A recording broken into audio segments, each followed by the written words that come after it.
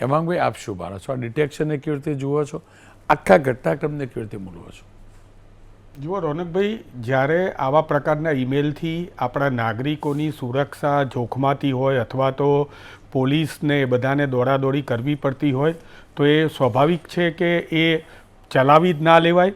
અને આપણે સૌપ્રથમ તો વિરોધ પક્ષ તરીકે પોલીસને આ આખી કામગીરી માટે હું અભિનંદન આપું છું અને હૃદયપૂર્વક અભિનંદન આપું છું. એમણે જે મહેનત કરીને આ એક વ્યક્તિને પકડ્યો, ઈમેલ આઈડી કઈ રીતે આખા સકંજામાં લીધો, તો એ બાબત અભિનંદન પાત્ર છે. પણ સાથે સાથે મારે પોલીસને પણ એ કહેવાનું છે અને સરકારશ્રીને પણ એ કહેવાનું છે કે આ તમે એક મોટી સફળતા મેળવી છે, પરંતુ એની પાછળ તમારી જોડે આમ જોવા જાવ તો આખા ગુજરાતમાં 2.5-3 લાખ પોલીસ છે અને સાયબર માટે થઈને માત્ર 2000 થી 3000 પોલીસ કર્મીઓ છે.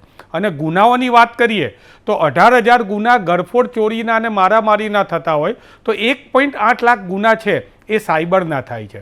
આટલા બધા સાયબરના ગુનાઓ થતા હોય, રોનકભાઈ, મારા મિત્રને મેં કીધું કે 1930 ઉપર તું ફરિયાદ કર, તારા ઉપર જે આ સાયબરનો ફ્રોડ થયો છે. એને ફરિયાદ કરી, એને કીધું કે નજીકના પોલીસ સ્ટેશનમાં તમે પુરાવા લઈને જાઓ.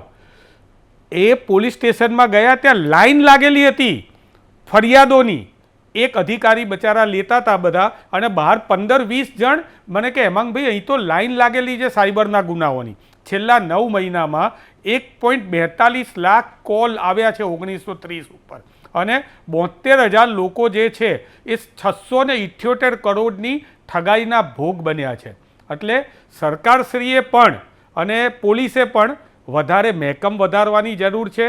અને રોનકભાઈ, ઘણીવાર આવા અનુભવો થાય છે કે સાયબરનો ગુનો થયો, મારા ક્રેડિટ કાર્ડમાંથી 5,000 રૂપિયા ઉપડી ગયા અને હું પોલીસ સ્ટેશને જઉં ત્યારે પોલીસ સ્ટેશનમાં સૌથી પહેલો વાત એ આવે કે ભાઈ આ અમારી હદમાં નથી આવતું, એમ કરીને પેલા માણસને પાછા ધકેલવાની વાત આવે છે. હકીકતમાં આઈટી એક્ટ મુજબ કોઈ પણ જગ્યાએ ગુનો થયો હોય આખા વિશ્વમાં, પણ તમને જે જગ્યાએ ગુનો થયાની જાણ થાય એ પોલીસ સ્ટેશનમાં તમે ફરિયાદ નોંધાવી શકો છો. તો સાથે સાથે પોલીસે આની પણ અવેરનેસ કેળવવી પડશે, પોલીસ કર્મીઓને ટ્રેનિંગ પણ આપવી પડશે.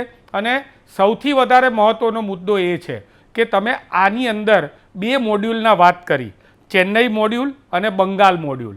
તો આ ચેન્નઈ ને બંગાળ આ 2 સ્ટેટની અંદર ઇલેક્શન છે, એની સાથે પણ આ કોઈ જગ્યાએ સંકળાયેલું નથી, એની પણ તપાસ કરવી પડશે. સાયબરના ગુનાઓ જે દિવસે ને દિવસે વધી રહ્યા છે, તમને ખાલી કહું, આખા રાજ્યની અંદર 2 કોર્ટ એના માટે, અમદાવાદની અંદર 1 કોર્ટ છે ને બીજી પણ અમદાવાદમાં છે, એની અંદર 1000થી વધારે કેસ અત્યારે પેન્ડિંગ છે. સાયબર ગુનાઓની અંદર આખા ભારતની અંદર સજાનો રેટ શું છે ખ્યાલ છે? 1.6%. 1 લાખ ગુનેગારોએ 1 લાખ ગુના થાય નોંધાય છે ત્યારે ખાલી માત્ર 1600 લોકોને એની અંદર સજા થાય છે. અને અત્યારે જે આપણે વાત કરી કે આ ભાઈની જોડેથી આપણે આ વસ્તુ બરામદ કરી, આ વસ્તુ બરામદ કરી, આપણે ત્યાં આ ડિજિટલી વસ્તુઓ જે છે એની રાખવા માટેની, એની જાળવવા માટેની પણ કોઈ વ્યવસ્થા નથી. આ હાર્ડ ડિસ્ક જે છે એ ગમે ત્યાં મૂકી દેવામાં આવશે, એના માટે પ્રોપર રેકની વ્યવસ્થા નથી. આ હાર્ડ ડિસ્ક જે છે એ 5 વર્ષે આ માણસના ગુનામાં જ્યારે કોર્ટમાં રજૂ કરવામાં આવશે ત્યારે હાર્ડ ડિસ્કની અંદર ફિઝિકલી એટલી બધી જંક લાગી ગઈ હશે, ડેટા પણ એની અંદર નહીં થાય. હું એક નાની વાત અહીંયા તમારી સમક્ષ બતાવવા માગું છું કે એ વાત એ છે કે અહીંયા જે પોલીસ અધિકારીશ્રીએ કીધું કે હું કેટલીક વાત જણાવવા નથી માગતો, એ ગુપ્ત છે, પણ પોલીસે આજે ઉતાવળની અંદર જે પ્રેસ નોટ કરી છે, આ મારી જોડે એ પ્રેસ નોટ જે છે એ અહીંયા હું બતાવી રહ્યો છું. અને એ પ્રેસ નોટની અંદર હકીકતમાં આ મારી એક સજેશન છે આ વિરોધ પક્ષ તરીકે, એ પ્રેસ નોટની અંદર આ ભાઈએ ગુનો જે આચર્યો છે એની વેબસાઇટની લિંક આપી દેવામાં આવેલી છે. અને જેવી એ વેબસાઇટની લિંક ખુલે છે અને સીધું આ વેબસાઇટની લિંક ખુલે છે અને લિંકની અંદર દરેકે દરેક અહીંયા આખી લિંક ખુલે છે જેમાં જીમેલ આઈડી કોઈને ખરીદવા હોય, જે તમે બાજુમાં બતાવો છો એનેથી વધારે કોઈને બેંક એકાઉન્ટ ખરીદવા હોય, ખોટા ફ્રોડ, એ બધું જ અત્યારે આની અંદર રૂબરૂ મળે છે. એટલે જાણે અજાણે પણ આપણે આપણું જે કામ કરેલું છે એ કામની પાછળ ગુનાહિત માનસિકતા ધરાવતા લોકો છે એ આનો પણ દુરુપયોગ કરી શકે છે.